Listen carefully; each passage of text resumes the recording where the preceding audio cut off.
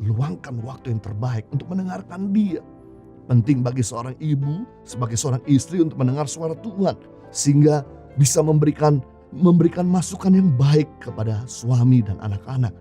Mungkin kalau saudara sibuk di pagi hari, di siang hari, di sore hari, Anda bisa lakukan untuk mendengar suara Tuhan. Atau bergaul sama Tuhan di malam hari. Di mana sementara semua sudah istirahat, kita bisa mendengar suara Tuhan. Intinya kita bisa nyambung sama Tuhan tanpa diganggu oleh apapun. Maka pasti kita akan makin tajam mendengar suaranya.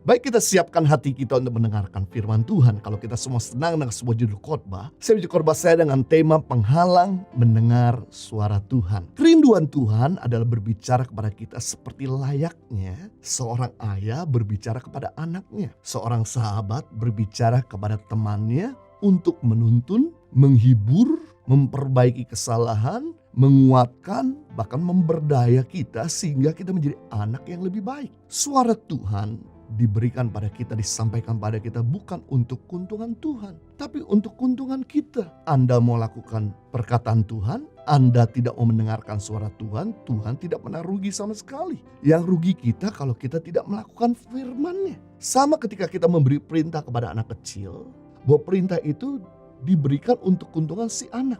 Orang tuanya tidak rugi sama sekali.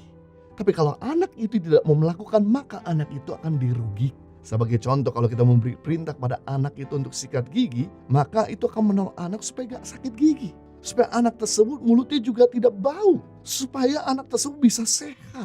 Sama, semua suara Tuhan yang kita dengar diberikan semata-mata untuk keuntungan kita. Nah, banyak orang bingung bagaimana cara kita mendengar suara Tuhan. Seharusnya kita gak perlu bingung. Kalau kita tahu bahwa Tuhan itu selalu senang, Tuhan itu selalu rindu berbicara kepada kita, maka kita gak perlu bingung bagaimana kita memahami suaranya. Pasti dia bisa berbicara lewat segala keadaan dalam kehidupan kita. Nah, saya mau bagikan pada kita semua ada 3 penghalang mendengar suara Tuhan. Yang pertama, penghalang kita mendengar suara Tuhan yaitu kesibukan. Lalai menyediakan waktu atau terlalu sibuk sampai kita gak punya waktu mendengar suara Tuhan. Yakobus pasal 4 ayat 8 firman Tuhan berkata, mendekatlah kepada Tuhan maka ia akan mendekat kepadamu. Jadi panggilan kita boleh berbeda-beda. Ada panggilan di antara kita seorang pengusaha, ada panggilan di antara kita sebagai seorang profesi, ada sebagai seorang karyawan, ada panggilan kita sebagai seorang student atau panggilan kita seorang hamba Tuhan. Tetapi walaupun boleh berbeda panggilan, tetapi panggilan kita untuk mendekat kepada Tuhan merupakan panggilan setiap manusia, setiap orang percaya. Dan ketika kita mendekat kepada Tuhan, pasti suara Tuhan semakin jelas. Kalau kita gak mendekat sama Tuhan, suara Tuhan makin gak jelas. Bukan Tuhan kurang inisiatif supaya kita tuh harus mendekat pada dia. Dia itu Maha Hadir. Jadi yang sibuk itu kita. Tuhan karena Maha Hadir, yang perlu mengambil inisiatif adalah kita. Bukan menunggu bola, tapi jemput bola. Bukan nunggu Tuhan bicara, tapi kita yang harus punya inisiatif untuk menantikan dia berbicara. Bergaul dengan dia, pasti dia bicara.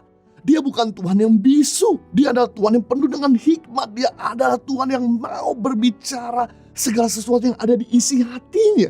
Karena apa? Karena rancangan kita berbeda dengan rancangan Tuhan. Jalan-jalan kita berbeda dengan jalan-jalan Tuhan. Ketika kita mendengar suaranya, maka kita menyamakan ritmenya Tuhan. Kita menyamakan rancangannya Tuhan. Kita menyamakan jalan-jalannya Tuhan. Sehingga ketika doa kita gak dijawab, kita gak kecewa. Seandainya masalah terjadi, ada jalan keluar. Seandainya ada begitu banyak orang-orang yang gak suka, bahkan orang-orang jahat sama kita, Tuhan akan melindungi dan cari cara untuk berbicara kepada kita sehingga kita bisa luput dari tangan-tangan orang yang jahat. Bagaimana Tuhan mau bicara kepada kita kalau kita terlalu sibuk, gak pernah punya waktu dengan dia? Kalau anak saya sibuk terus dengan kerjaannya, atau gamenya, bagaimana saya mau bicara sama dia. Bagaimana dia bisa mengenal isi hati saya. Bagaimana saya bisa memberikan direction kepadanya. Bagaimana membuat dia jadi anak lebih baik. Gak mungkin bisa kalau dia terus sibuk dengan gadgetnya atau sibuk dengan kerjaannya. Dengan menyerang jadwal padat kita, maka kita akan memahami hatinya. Kita akan semakin mengenal suara Tuhan. Sehingga kita bisa bedakan mana suara Tuhan, mana suara iblis, dan mana suara isi hati kita.